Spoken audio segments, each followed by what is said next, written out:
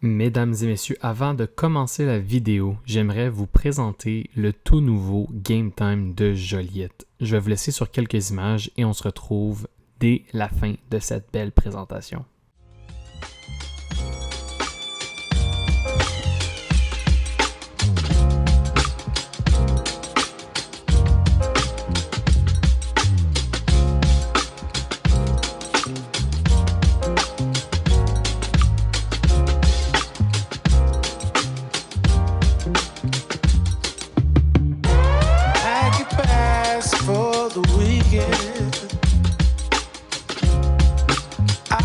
Booked our flights.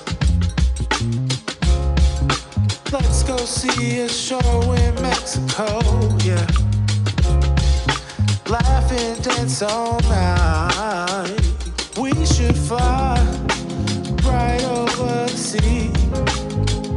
Take my hand to another land, girl, just you and me.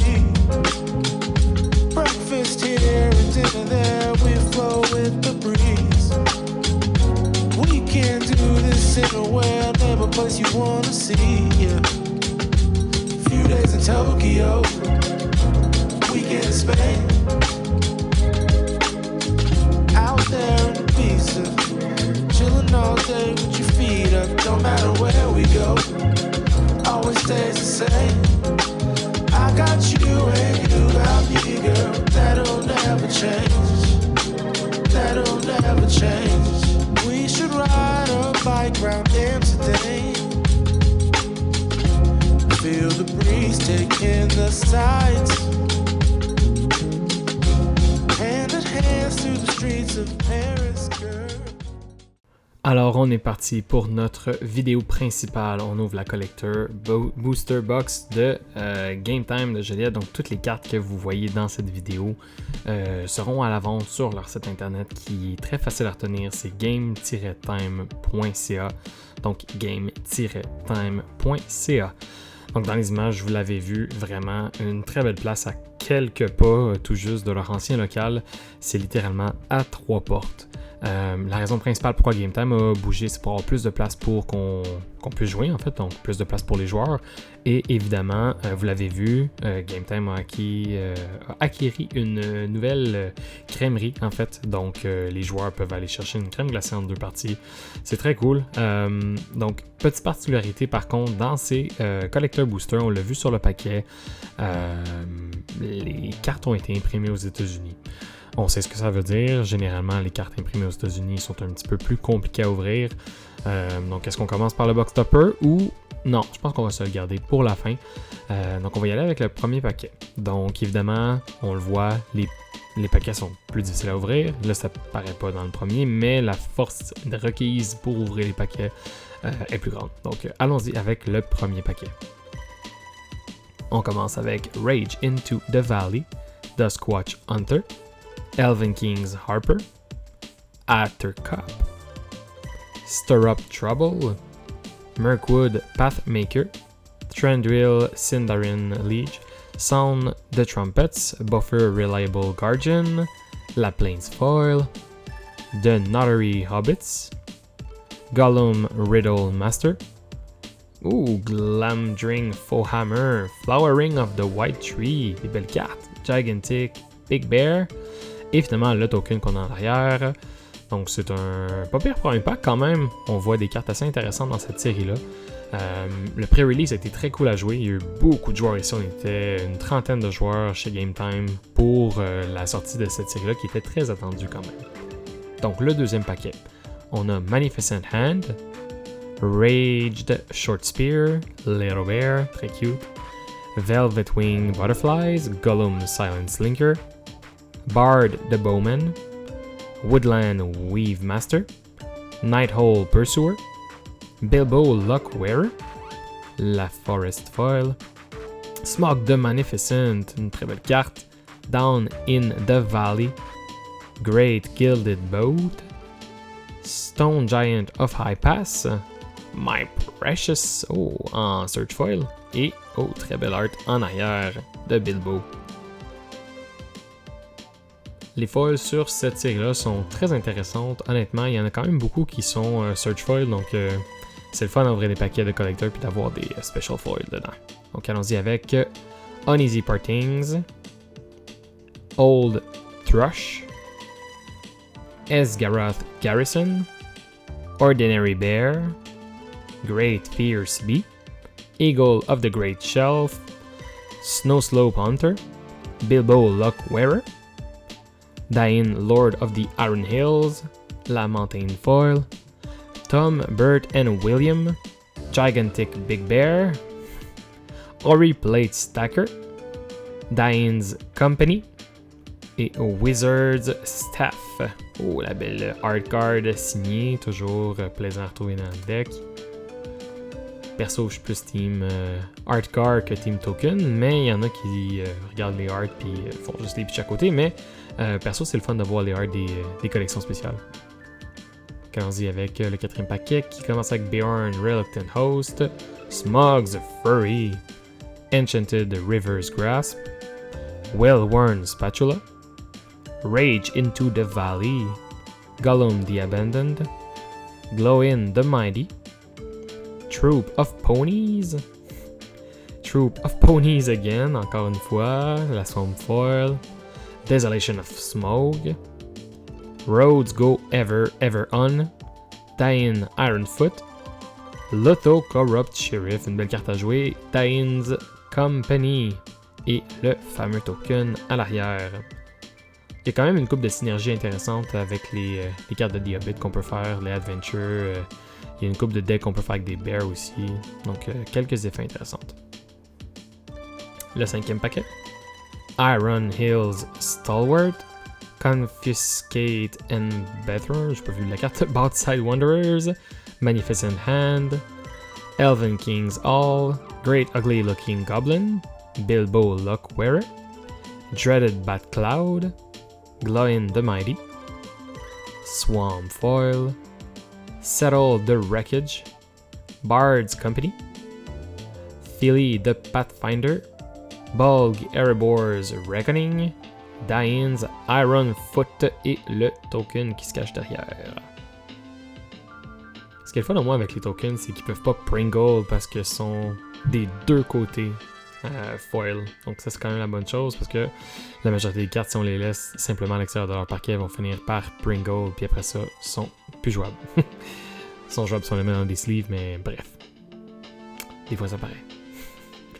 Donc allons-y avec le sixième paquet. On est à mi-chemin.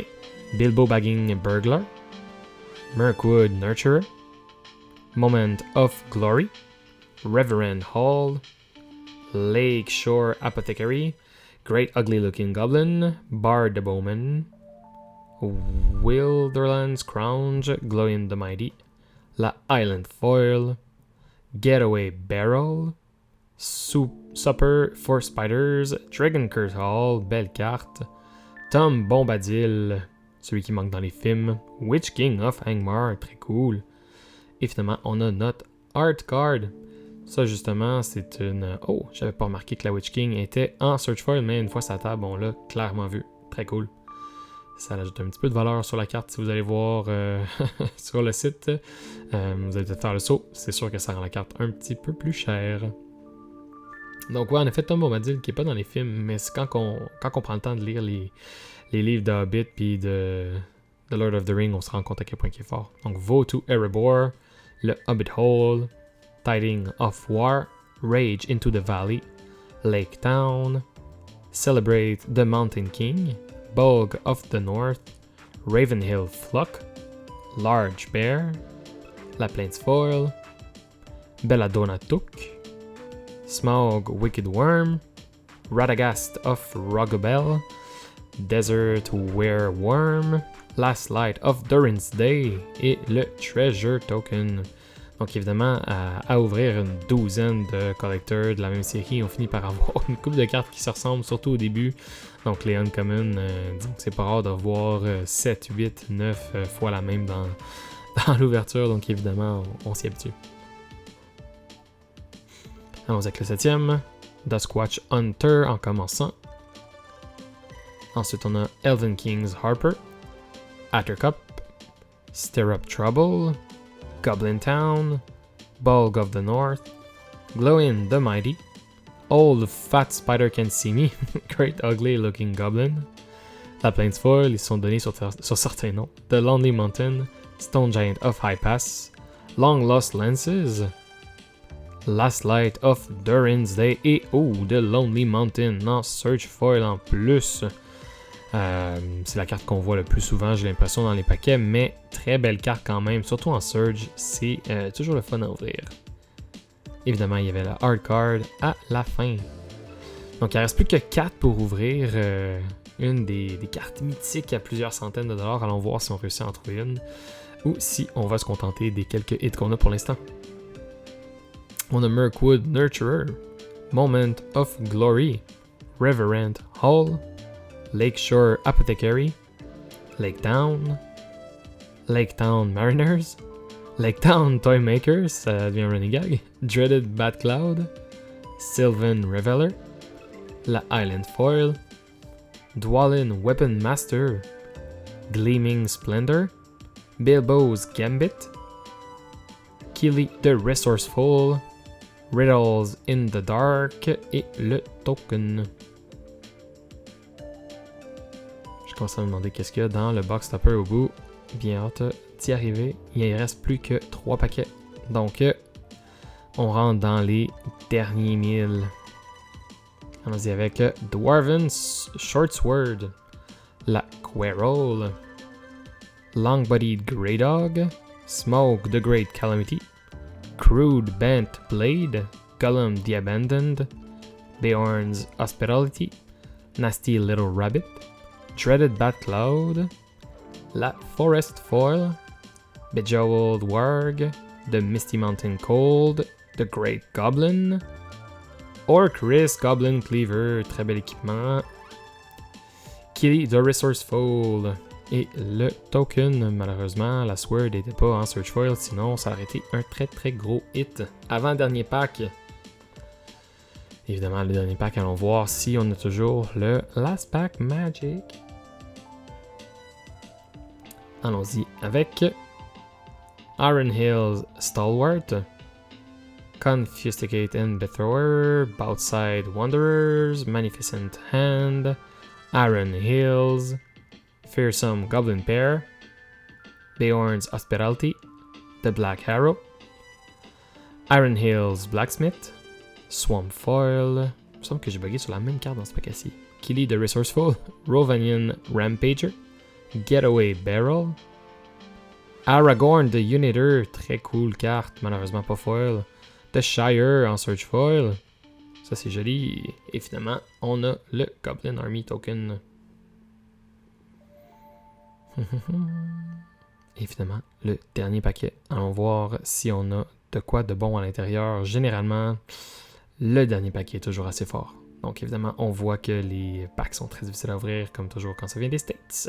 Rage, Short Spear, Little Bear, Velvet Wing Butterflies, Gollum Silent Slinker, Bilbo Baggins Burglar, Woodland Weave Master, Ravenhill Fluck, Celebrate the Mountain King, Burn Tree and Fern, La Mountain Foil, on a Trendrils Company, The Queen of Dale, qui est une bonne carte à jouer. Oh, Smog Wicked Worm, une belle carte intéressante.